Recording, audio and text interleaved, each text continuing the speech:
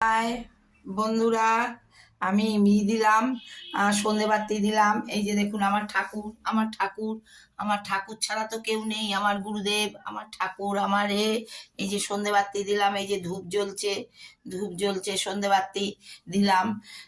হ্যাঁ, সব ঠাকুরদের দেখালাম।